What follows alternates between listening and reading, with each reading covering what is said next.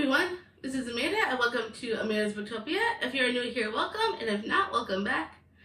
And in today's video, we are doing the August book haul. Not as many as I usually do, which is a good thing. I need to cut down on mine. However, some of them were also gifted to me, which was completely awesome and completely unexpected. I did not see it coming. So I'm very excited to share with you all these amazing books we got. So we have 18 books here for this book haul. Alright, and let's start with the first three because they're a continuation of a series. And the wonderful, amazing friend, Miss Karina, she gave me the rest of the Twisted series because I read Twisted Love by Anna Huan and absolutely loved it. So she bought me the next three. So we got Twisted Games, which is now in my September TBR. Then we have Twisted Hate. And the last one is Twisted Lies. And these are some chunky books. But I am very much excited to continue the series because I absolutely loved Twisted Love. Alex is my new book boyfriend. And I cannot wait to see how the other characters get their happily ever after. Thank you so much, Karina. And then the next book was another gift. And that is The Last Time I Lied by Riley Sager. I wanted to collect all his books, and thanks to a special someone, I finally can complete my collection of his books that are out currently. I am obsessed, and my new favorite book is a Riley Sager book, which I will talk to you about in my August wrap-up. But I am very excited. I get to own all of Riley Sager's backlist, and I cannot wait to continue buying more books from him. And then the next book was gifted to me by the amazing Dana, because she really is amazing. I did not expect her to get this for me at all. And it was Bring Me Your Midnight by Rachel Griffin. And you want to know why she bought this? Let me show you. Beautiful map on the inside, on the end pages. And even better, check this normal hardback. Absolutely stunning. Not just the front, but the back as well. And on the front, it says, "He comes alive in darkness, so darkness I become." And I love the blue flowers and the white flowers and how it all comes together. And on the back, they're like holding hands, kind of, which I think is pretty cool. And it's stunning. So I can totally see why Dana wanted to get this for me. So thank you, Dana. I am very much in love with this edition. And we don't know how long either. Ooh, I forgot to show you these end pages. Very nice. With them hugging in the moon. Very, very pretty. And who knows how long they're going to have these editions in stock for. So I am very excited that Dana gifted this to me. I cannot wait to get to this one. This says, her life has been planned out since the moment she was born. She is to marry the governor's son, Landon, and secure an unprecedented alliance between the witches of her island home and the mainlanders who see her very existence as a threat. Tana's coven has appeased those who fear their power for years, by releasing most of their magic into the ocean during the full moon. But when Tana misses a midnight ritual, a fatal mistake, there is no one she can turn to for help until she meets Wolf. Wolf claims he is from a coven that practices dark magic, making him one of the only people who can help her. But he refuses to let Tana's power rush into the sea, and instead teaches her his forbidden magic, a magic that makes her feel powerful, alive. As the sea grows more violent, her coven loses control of the currents, a danger that could destroy the alliance as well as her island. Tana will have to choose between love and duty, between loyalty to her people and loyalty to her heart. Marrying Landon would secure peace for her coven, but losing Wolf and his wild magic could cost her everything else. That just sounds so good. Oh, and did I forget to mention, Stephanie Garber blurbed this book right up here. And I love Stephanie Garber and her writing. And Carrie Maniscalco also blurbed it. And Adeline Grace, Amelie Wenzel, Sarah Holland, Rebecca Ross, J.L., some I've only read Carrie Masalco and Stephanie Garber so far, but those are some pretty big time authors that blurb this, so I'm gonna have to check this out. I'm excited. Now for the next book. We have The Bells by Danielle Clayton. And this is a hefty book. I mean, it doesn't look like it's chunky, but when you pick it up, it feels heavy. And I love this cover too. I love the different colors on it, which is so pretty. And the flowers and the butterfly, so nice. Camellia Beauregard is a belle. In the opulent world of Orleans, belles are revered for they control beauty, and beauty is a commodity coveted above all else. In Orleans, the people are born gray, they are born damned, and only with the help of a belle and her talents can they transform and be made beautiful. But it's not enough for Camellia to be just a belle. She wants to be the favorite, the belle chosen by the Queen of Orleans to live in the royal palace, to tend to the royal family and their court, to be recognized as the most talented belle in the land. But once Camellia and her belle sisters arrive at court, it becomes clear that being the favorite is not everything she always dreamed it would be. Behind the gilded palace walls live dark secrets, and Camellia soon learns that the very essence of her existence is a lie, that her powers are far greater and could be more dangerous than she ever imagined. And when the queen asks Camellia to risk her own life and help the ailing princess by using belle powers in unintended ways, Camellia faces an impossible decision. With the future of Orleans and its people at stake, Camellia must decide, save herself and her sisters in the way of the bells, or resuscitate the princess, risk her own life, and change the ways of her world forever. And the next one we got is Violet Made of Thorns by Gina Chen. I have been wanting to try this book out for a while because I heard a lot of great things about it. So I decided to get it for myself and maybe check it out. Violet is a prophet who has no problem influencing the royal court with her cleverly phrased and not always entirely honest divinations. But when the king asks her to falsely prophesy the love story of the also not charming Prince Cyrus for an upcoming ball, she accidentally awakens a dreaded curse, one that will end in either damnation or salvation for the kingdom, all depending on the prince's choice of future bride. Meanwhile, Violet faces her own choice, sees an opportunity to gain control of her own destiny, no matter the cost, or give in to the ill-fated attraction that's growing between her and Cyrus. Violet's wits may protect her in the cutthroat court, but they can't change her fate. And as the boundary between hatred and love grows ever thinner with the prince, she must untangle a wicked web of deceit in order to save herself and the kingdom, or doom them all. And then the next two were gifted to me by my wonderful sister Jordan and her boyfriend Mike. So thank you so much for gifting these to me. I cannot wait to finish up the series. And that is Wondersmith and Hollowpox by Jessica Townsend. This is part of the Nevermore series. That is middle grade. And I am in love with the first one. And I cannot wait to read the rest of this because it just sounds so good. I absolutely loved the first one. It gave me like Harry Potter vibes. So it's very similar to Harry Potter. And this is just like a really outstanding, well, the one that I have read was outstanding by far. And I cannot wait to continue the series. I believe Wondersmith is the second one and Hollowpox is the third. And I recently found out on Goodreads that the fourth one is in the making.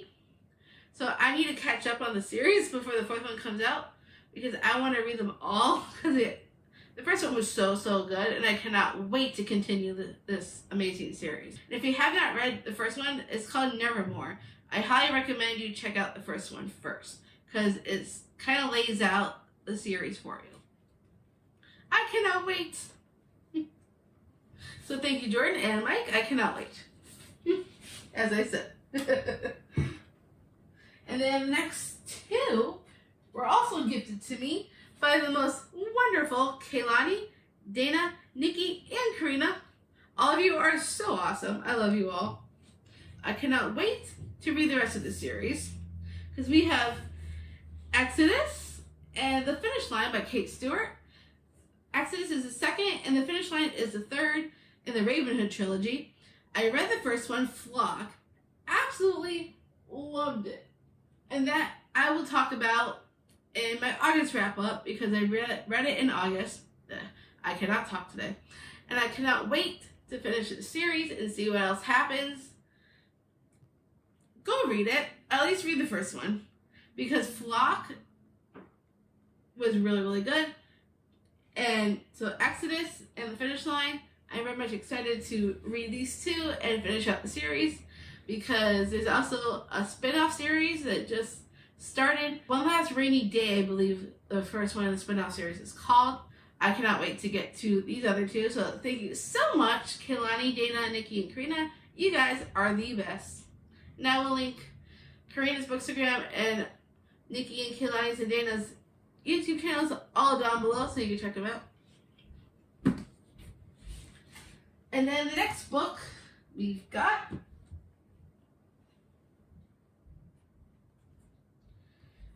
we have The Counselors by Jessica Goodman. I got this for $5 at Barnes & Noble. It was a $5 book in the cafe area. And I'm like, what a steal. And Nikki also absolutely loves this book. And, well, if she loves it, I'm hoping I'll like it just as much as Nikki does. So I can't wait to check this one out. Camp Alpine Lake is the only place where Goldie Easton feels safe. The camp is the lifeline of Roxwood, the small town she lives in, providing jobs, money, and prestige to the region. Even with her towny background, Goldie has never felt more at home at camp, and now she's back as a counselor, desperate for summer to start and her best friends, Ava and Imogen, to arrive.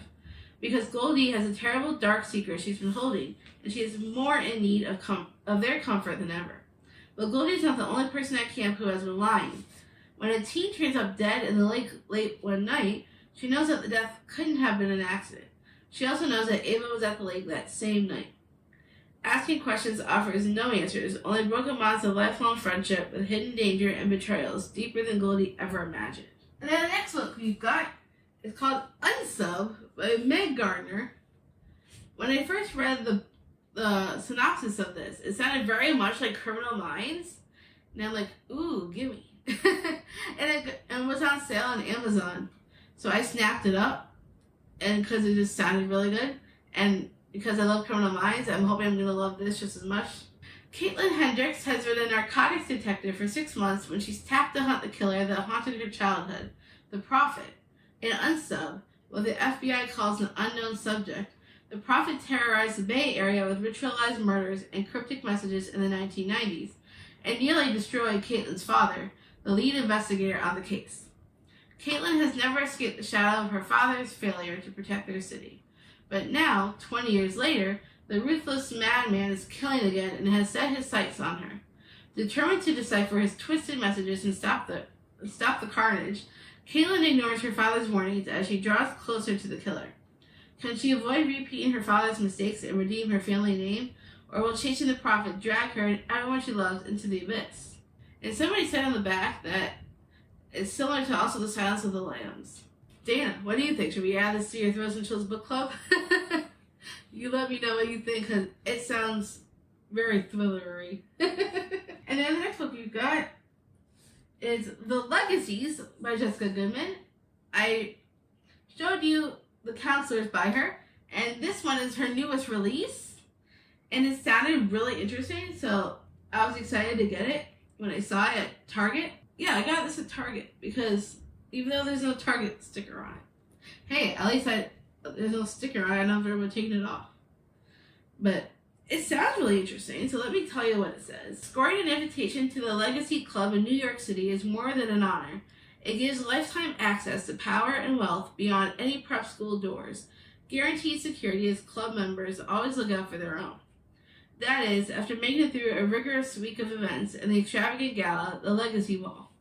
It's not surprising when Excelsior Prep seniors Bernie Kaplan, Isabel Rothcroft, and Skylar Hawkins are nominated as legacies. Their pedigrees have assured their membership since birth, even if they're all keeping secrets that could destroy their reputations. But scholarship kid from Queens, Tori Tasso, she's never fit in this world of designer bags, penthouse apartments, and $1 million donations. So what did she do to secure her place? The night of the Legacy Ball is supposed to be the best night of these seniors' lives. A night of hot couture, endless champagne, and plenty of hush gossip. Everyone expects a night of luxury and excess. No one expects their secrets to come out, or for someone to die trying to keep them hidden. And then the next one we've got was A Quest of Blood and Stone by S. Usher Evans.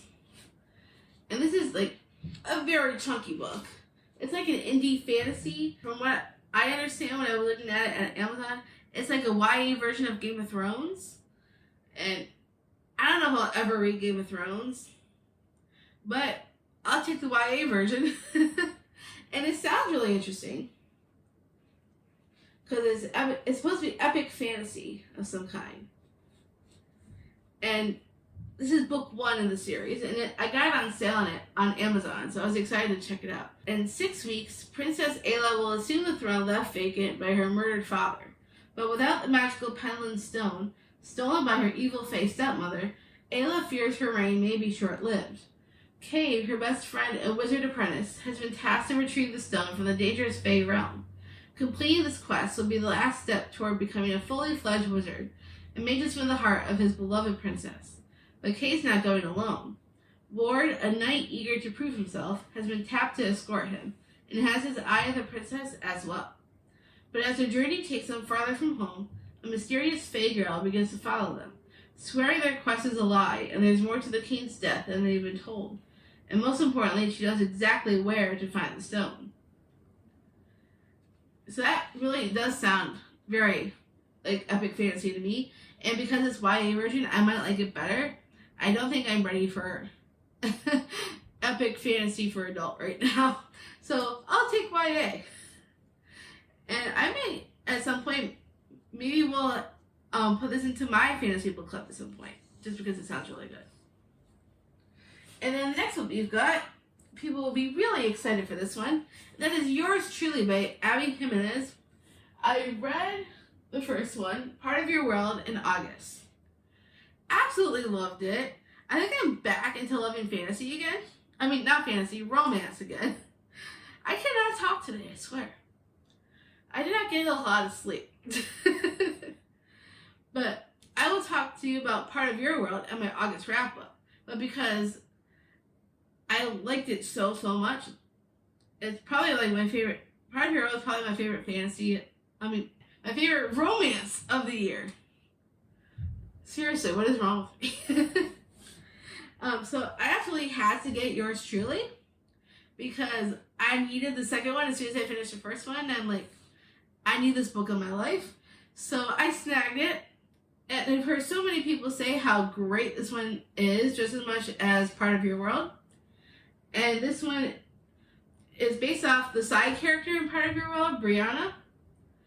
And it's going to be her story, basically, her romance. And there's Dr. Jacob Maddox. So I guess she's a doctor, he's a doctor.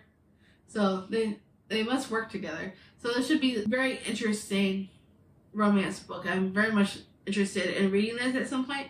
Don't know when, because I have a huge September TBR, which you'll see in that video. And so I'm hoping soon. I don't know when, but I am excited to check this out at some point. And then the next book we have is The Summer of Broken Rules by K.L. Walther. The only reason why I grabbed this one was because Ashlyn from Ashlyn Kaylee, I will link her down below if you want to check her out. She absolutely loved this book, and the way she hyped about it, I'm like, dang, now I need to get it.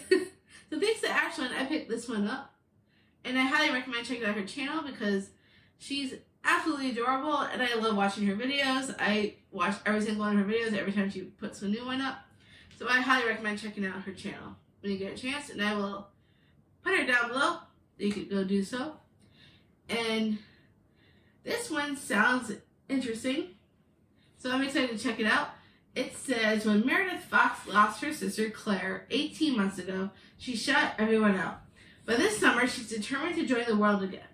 The annual family vacation to Martha's Vineyard seems like the perfect place to reconnect. Her entire extended family is gathering for a big summer wedding, And although Meredith is dateless after being unexpectedly dumped, she's excited to participate in the traditional Fox family game of Assassin that will take place during the week of wedding festivities. Claire always loved the game, and Meredith is determined to honor her legacy. But when Meredith forms an alliance with a cute groomsman, she finds herself getting distracted. Meredith tries to focus on the game and win it for her sister, but she can't help falling for him. And as the week progresses, she realizes she's not only at risk of losing the game, but also her heart. And last, but not least, we have Wings of Fury by Emily R. King. I have not read this series yet. I think is it a duology or a series? I can't remember. But I read her 100th Queen series and absolutely loved it. So if you haven't read her before, I highly recommend reading the 100th Queen series first, just because that's what got me into her writing, and it's outstanding. I believe it's also on KU, for those who have KU, for the 100th Queen series. I think that's how I read it originally, like years ago. And absolutely love the series. So when I was able to, I picked up this one because it's the start of another one. And I cannot wait to check this one out.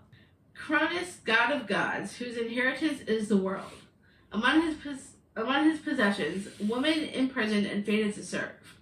The strong-minded Althea Lambros controls her own fate and lives to honor her dying mother's plea to protect her two sisters at all costs. Althea's journey toward crushing the tyranny has begun.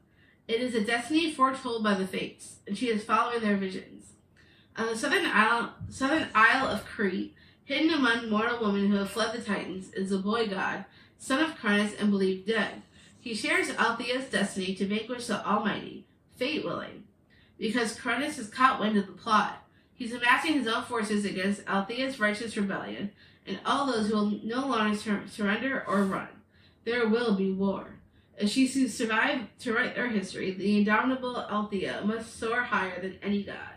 I forgot to open my Book of the Month box for you guys. So I used my credit on this first one, which is None of This Is True by Lisa Jewell. I don't think I've read her books before, but this one has like a podcast element to it. And for that reason is why I'm really excited to check this out. So I love books that have podcast elements to it. And I have read The Night Swim and really enjoyed it. And I do need to get Dark Corners. I haven't gotten that one yet. I know it's on Book of the Month. I might get that as like an add-on for maybe my next box. I haven't decided yet. But I definitely want to get it. Celebrating her 45th birthday at the hot new local pub, popular podcaster Alex Summer crosses paths with an unassuming woman called Josie Fair. Josie, it turns out, is also celebrating her 45th birthday. They are, in fact, birthday twins. A few days later, Alex and Josie bump into each other again, this time outside Alex's children's school. Josie has been listening to Alex's podcast and thinks she might be an interesting subject for her series. She is, she tells Alex, on the cusp of great changes in her life. Josie's life appears to be strange and complicated, and although Alex finds her unsettling, she can't quite resist the temptation to keep going on the project. Slowly, she starts to realize that Josie is hiding some very dark secrets, and before she knows it, Josie has inveigled her way into Alex's life and into her home. But as quickly as she had arrived, Josie Fair disappears. Only then does Alex discover that Josie has left a terrible and terrifying legacy in her wake, and that Alex has become the subject of her own true crime podcast, with her life and her family's lives in grave danger. And then my add-on, I wanted to continue, get all of Riley Sager's books, and I didn't have this one yet. It was super expensive on Amazon, but I was able to get it for a much better price on Book of the Month with my add-on. So I got Survive the Night by Riley Sager to complete my collection. So I now have every single book by Riley Sager, and I'm very much hoping to read all of his backlists. I know I've heard people say this one isn't as good as some of his other ones. However, I want to find out for myself what I think about it. From what I understand, this guy named Charlie hitchhikes with this guy named Josh, and he's like a pretty much a stranger, and then he ends up not sure if he, by hitchhiking, he did the right thing, because he doesn't know anything about this guy that's driving, Josh. So, and he has no idea what he's going to do if this Josh guy is dangerous, if he, does he need to run, does he have to call for help, and he's trapped in this terrifying game of cat and mouse, pitch black roads, and in neon lit parking lots. So the only way is to survive the night. So I'm interested in checking it out for myself and seeing what I think. And we have the bookmark. My books think I'm cool. That's pretty neat. I like it. And that is all the books I have for my August book haul. Small, but mighty. But it's smaller than my usual book hauls, at least, so that's a good thing, right? I'm buying less, or at least trying to buy less, because I have so many books on my shelves to read, it is not even funny. At least most of these were gifted, so I didn't have to buy as much, so that helps too. And I cannot wait to get to all these books at one point or another. They all sound amazing, and, well, I love reading, and that's why I do this lovely channel. I cannot wait to get to all the books that have been gifted to me as well. So thank you all who have donated to my channel for bringing me all these amazing books. So thank you all so much. And thank you all for watching this book haul. If you liked it, give me a big thumbs up. If you want to see more bookish content and more book hauls and and all these amazing books from me, smash that subscribe button down below. And I will see you all next time.